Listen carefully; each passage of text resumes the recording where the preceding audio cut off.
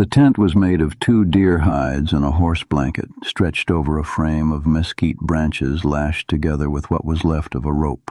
It had taken Etta Bowman 3 days to build it, and it kept out the wind and most of the sun, which was more than she'd expected when she started. It did not keep out much else. She was 12 years old, and she had 4 younger brothers and sisters crouched behind her in the shade of that tent, and she had just watched a man on a horse crest the far ridge and stop there, looking down at the flats the way a man looks when he is trying to decide if something is worth riding toward. He was not one of Garner Voss's men. She knew Voss's men by the way they rode, hard and impatient, like the land owed them something. This man sat his horse easy, like he had nowhere in particular to be. He was still a stranger, and in the 6 days since Etta had led her brothers and sisters out of Voss's wagon yard in the dark, she had learned that strangers were not automatically safe. They were just unknown, which was its own kind of danger.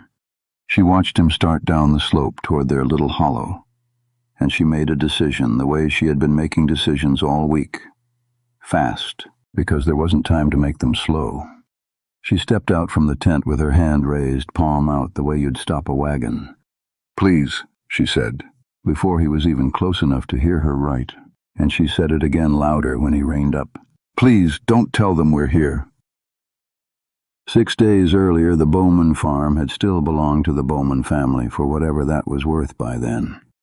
Etta's mother had died in the spring, of the same fever that had taken half the county that year, and her father had followed her into the ground in June, though the doctor who came out from Pecos said it wasn't fever that killed him so much as a heart that had simply stopped trying. Etta didn't argue with the doctor. She had seen her father in the weeks after her mother's burial, sitting at the kitchen table with his hands flat on the wood, staring at nothing, and she understood well enough what a heart could do when it decided it was finished. That left 5 children and 80 acres of hard-scrabble land in the hands of the only kin anyone could locate, Garner Voss, their mother's half-brother who ran freight wagons out of Pecos and had a reputation, among the men who worked for him, for getting the most out of anything he touched. He arrived within the week. He was not unkind to their faces. He patted the younger ones on the head and told Etta she was a fine, capable girl, the kind who'd be useful most anywhere. He said this while looking at her the way a man looks at a mule he's thinking of buying. It took Etta 4 days to understand what he meant to do. She heard it through the wall of the freight office in Pecos, where he'd moved them into 2 rooms above the wagon yard. Heard him talking to a man named Krell about placing the children out, about a rancher near Odessa who needed hands and would pay for them, about a widow in Midland looking for a girl to help with housework and no need to pay wages if the girl was fed and had a roof. Not adoption, not family, a distribution of labor the way you distribute the contents of a wagon among buyers. She understood, too, that the 5 of them would not stay together. Vern was 10 and strong for his age. He'd fetch a good arrangement on a ranch. Nettie was 7 and could learn housework. Otis was 5, old enough to be useful in a year or 2, not yet. And Winnie, not yet 3, was the kind of small that made grown men uncomfortable, the kind that got left with whoever would take her for the least trouble. Etta had not decided to run in one clean moment. It built the way water builds behind a dam that's cracking. First a trickle of understanding, and then all at once, everything at once. On the night she heard Voss tell Krell that the Odessa rancher wanted to look the boy over before the week's out. She did not have a plan beyond west and away and together. She woke her brothers and sisters in the dark 2 nights later, told them they were going to play a very quiet game, and led them out through the wagon yard's back gate with a flour sack of hardtack and dried beef she'd been saving out of their meals for 4 days, not knowing exactly what she was saving it for until she knew. They had been walking and hiding and walking again for 6 days. The cowboy did not dismount right away. He sat his horse and looked at her, really looked, the way the man in Pecos had looked at Vern, except different, though Etta could not yet say how. "Don't aim to tell anybody anything," he said. He wasn't aware there was anybody to tell about. "There is," Etta said. "There's men looking, 3 of them, maybe more by now." "Looking for you?" She didn't answer that directly. Her father had taught her before the fever that you didn't hand a stranger everything you had all at once. You gave him a little and watched what he did with it. "We're not doing anything wrong," she said instead. "We're just resting here a spell." The man's eyes went past her to the tent and to the four faces peering out from behind the hide flap. Vern's, wary and protective, standing half in front of the younger three the way Etta stood in front of all of them. The cowboy's gaze moved over each face, unhurried, and something in his jaw shifted just slightly, the way stone shifts when water's been working at it a long time. He swung down off the horse, slow, both hands where she could see them. "Name's Boone Hartley," he said. "Got a spread about 9 miles north of here. Was riding the fence line and saw smoke I didn't recognize." He tipped his head toward the thin curl rising off their morning fire, mostly burned down now to embers. "Figured I ought to know who was building fires on land I run cattle across." "We didn't know it was your land." "It's open range mostly. Wasn't accusing you." He crouched down, bringing himself to something closer to her height, which Etta noticed and did not entirely trust. Men who wanted something from you sometimes made themselves smaller to get it. "How long you been out here?" 2 days. This spot. 6 days total." "Water?" "There's a spring 1/4 mile off. I found it the second day." "Food?" Etta didn't answer that one. The flour sack behind her she knew held less than a day's worth left, divided 5 ways, and she had been giving Winnie and Otis the larger shares and telling herself she wasn't hungry. Boone Hartley looked at her a moment longer, and then he stood and went back to his horse, and came back with a burlap sack that he set down on the ground between them without ceremony. Dried meat, a paper twist of coffee, a tin of something that turned out, when Etta looked inside later, to be peaches. "Wasn't planning to eat all this myself anyhow," he said. "We're not charity," Etta said, because it was the thing her mother would have said, and it felt important to say it even with her stomach twisting at the sight of the peaches. "Didn't call you charity." He looked toward the ridge he'd come over, and something crossed his face, a calculation.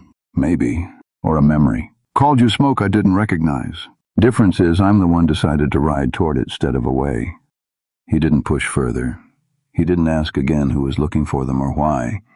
He said he'd be back tomorrow to check the spring hadn't gone foul, and he rode off north the way he'd come. And Etta stood watching him go with the burlap sack heavy in her hands, and no clearer idea than before whether she'd just been helped or measured. He came back the next morning and the one after that.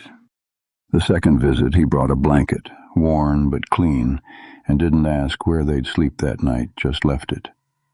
The third visit, he sat down cross-legged in the dirt like he had all the time in creation, and let Otis examine his gun belt. Empty.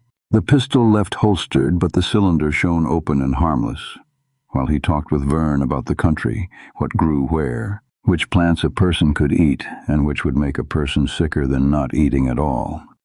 It was on the fourth visit that Nettie, who had said almost nothing since they'd left Pecos, asked him if he had children of his own.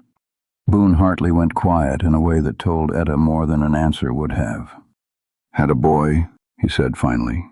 "About your brother's age." He nodded toward Vern without looking at him directly. "Diphtheria took him 3 winters back. His mother left after, couldn't stay in the house where he'd been," she said, and I understood that even though I couldn't do the same, I stayed. Man's got to stay somewhere. Nettie considered this with the seriousness of a 7-year-old weighing a hard truth. "Is that why you keep coming back? 'Cause of him?" "Might be some of it," Boone said. "Might be I just don't like the notion of children sleeping under deer hide when there's a house 9 miles off with 4 empty rooms in it." Etta, listening from where she was mending a tear in Winnie's dress, felt something in her chest that she did not have a name for and did not entirely trust herself to feel. Hope, unguarded, had gotten her family into trouble before. Her father's hope that the land would turn around. Her own hope, briefly, that Voss meant what he'd said about being family.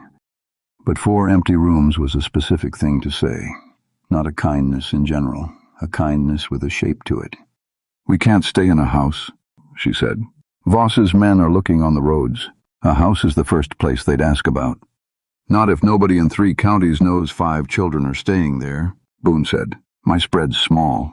One hired man, name of Delroy, who minds his business better than any man I've met. Nearest neighbor's 11 miles. I don't get visitors I don't invite.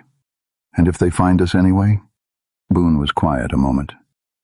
Then they'll find out I don't take kindly to men who sell children like they's cattle, he said. And there was nothing hard or boastful in the way he said it. Just a plain fact, stated the way you'd state the weather. Etta looked at her brothers and sisters. Otis had fallen asleep against Vern's shoulder. Winnie's dress was more patch than fabric now.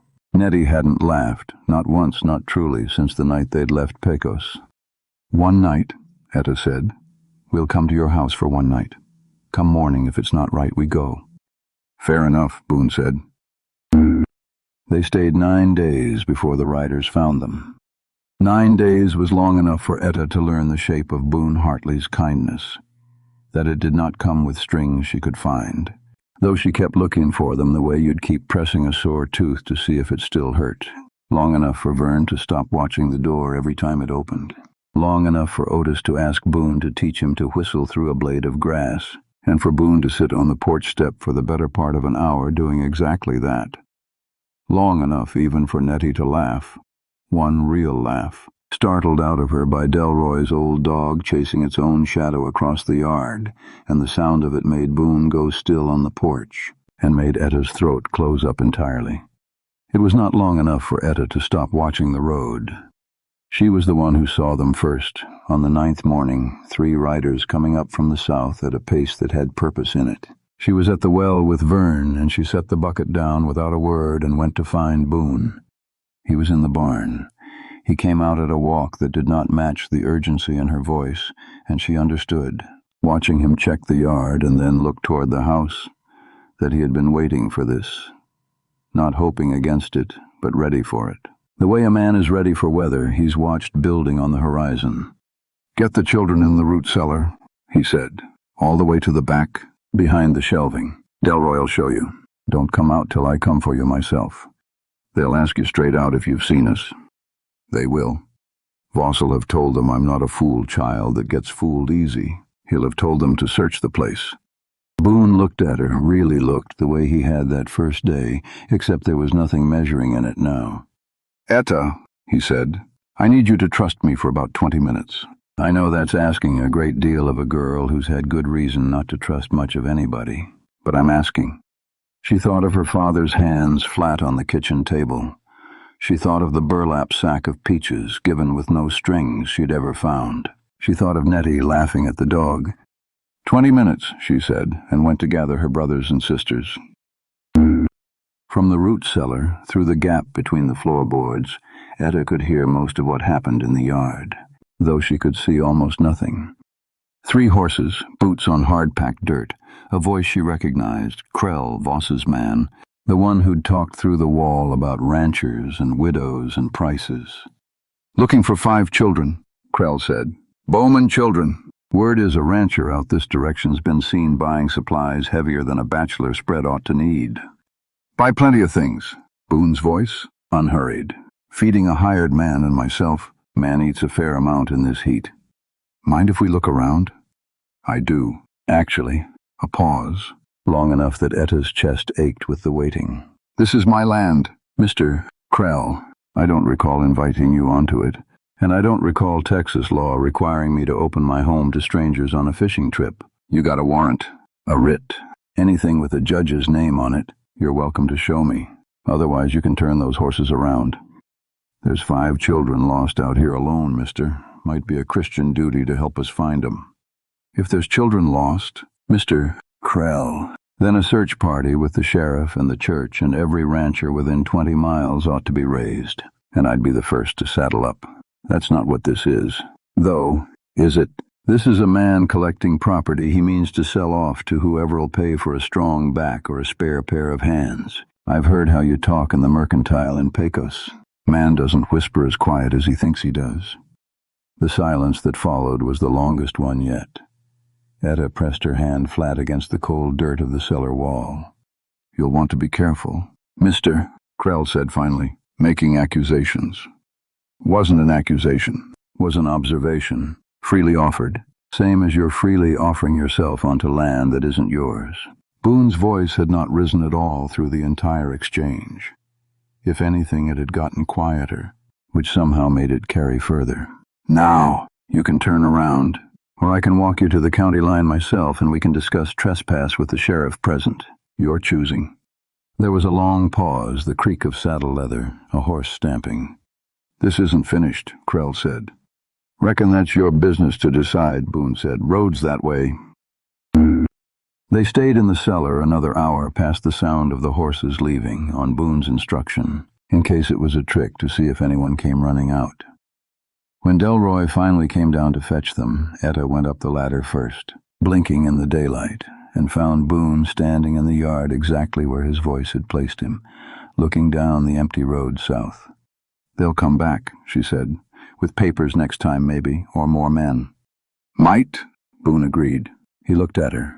"Which is why I sent Delroy for the sheriff the moment you told me who was coming. Man's an hour out by now, with the circuit judge's clerk riding with him. I sent for him 3 days back, soon as I understood the shape of things, in case Voss came calling before the paperwork was ready. Sheriff's known me 11 years. He'll hear it out fair." "Papers for what?" "Guardianship," Boone said. "Filed the application the second day you were here. Wasn't going to say anything till it was closer to certain, on account of not wanting to hand you a hope that might not hold. But a man doesn't get to sell 5 children like cordwood in this territory, not when there's a rancher willing to stand up in front of a judge and take responsibility for every one of them himself." Etta stood very still. "All 5, she said. "Together." "Wouldn't have it any other way," Boone said. "Wasn't going to be the second man in your life who split this family up to suit his own convenience." She didn't cry.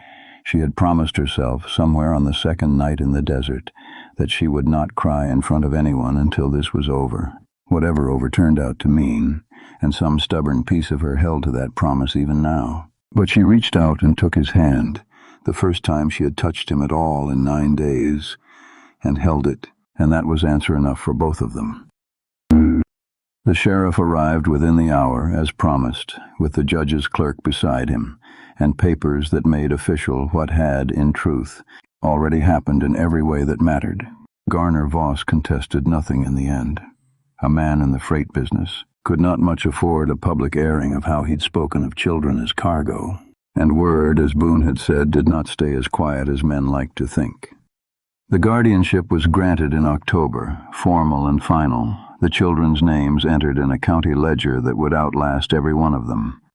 That winter Nettie learned to bake bread under Delroy's patient instruction and burned the first 4 loaves entirely, and laughed about it, really laughed, the kind that took over her whole small body. And Boone Hartley, watching from the doorway, had to step out onto the porch for a minute before he came back in. Vern grew 2 inches by spring and could rope a fence post from 20 feet by summer. Otis learned to whistle through grass so well he drove the dog half to distraction. Winnie, not yet 3 when they'd fled Pecos, would grow up with no clear memory of the wagon yard or the hide tent at all, only of a porch and a well, and a man who checked on her every night before he banked the fire, the way some fathers do.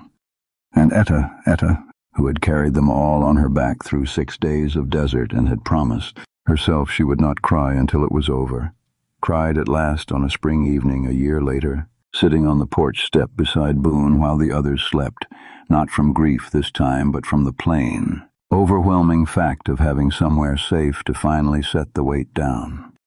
"I kept waiting for the trick of it," she admitted, "the part where it turned out you wanted something." "I know you did," Boone said. "Reckon you had good reason to keep waiting." "What did you want?" "Then, truly." He was quiet a while, looking out at the dark fields the way he'd looked that first morning at smoke he didn't recognize. 4 empty rooms," he said finally. "Wasn't much of a life. Filling a house with nothing but quiet.